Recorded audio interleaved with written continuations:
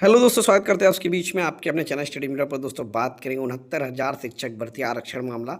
Supreme court दोबारा सुनवाई समाप्त। बड़ी खबर, सुप्रीम कोर्ट में क्या हुआ, सरकार का पक्ष क्या रहा, अभ्यर्थियों के लिए क्या संकेत, अगली डेट में हो सकता है कुछ बड़ा, सुनवाई से निकली बड़ी खबर।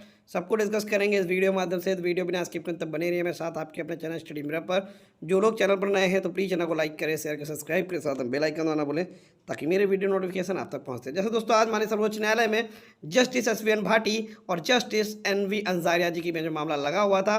केस नंबर 9 आप देख सकते हैं, रवि कुमार सक्सेना आपके सामने केस पास हुआ। जैसा कि दोस्तों आपको बता दें कि आज पहले लंच के पहले केस को टेकअप किया गया, जहां पर जो एडवोकेट मनदीप कालरा साहब हैं वो कोर्ट रूम में प्रेजेंट थे। उन्होंने अपना पक्ष रखा। उन्होंने कहा कि बेंच से उनको कोई दिक्कत नहीं थी, क्योंकि कोई भी बेंच 142 का प्रयोग कर सकती है। ऐसा नहीं 142 का प्रयोग करने के लिए कोई स्पेशल जज होते हैं। सुप्रीम कोर्ट के सभी जज, जो भी जज हैं, अगर आर्टिकल 142 का इस्तेमाल करना चाहें तो वो कर सकते हैं। आर्टिकल 142 का इस्तेमाल तभी किया जाता है जब पूर्ण रूप से कोई मामला संतुष्टि की तरफ जाना हो या पूर्ण रूप से कोई जजमेंट करना हो, तब आर्टिकल 142 का प्रयोग करते हैं।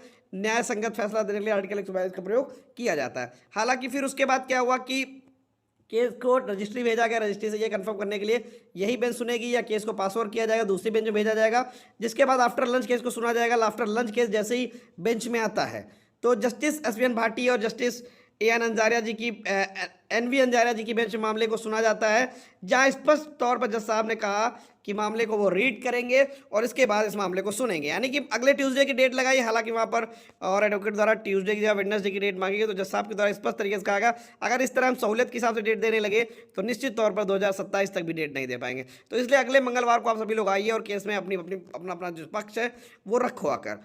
तो फाइनली आपकी केस से एक चीज़ क्लियर हो चुकी है कि अब आपकी बेंच जो है वो चेंज हो चुकी है। ये दो जजेज अब आपके केस को सुनेंगे और नए सिरे से सुनेंगे या 142 का। देखिए अंत में बेंच कोई भी जाए, 99.99% मैं आपको दावे के साथ कह सकता हूँ आर्टिकल 142 का इस्तेमाल होगा ही होगा, क्योंकि आर्टिकल 142 ही एक ऐसा आर्टिकल होगा जहां पर जो सिलेक्टेड कैंडिडेट्स हैं, जो सिलेक्टेड टीचर्स हैं, उनको बचाया जा सकता है। वरना अगर मेरिट पर डिसाइड होगा, अगर कुछ भी ऊपर नीचे होगा तो जिसको बाहर होना होगा उसको बाहर करना पड़ेगा, जो आना होगा वो आएगा।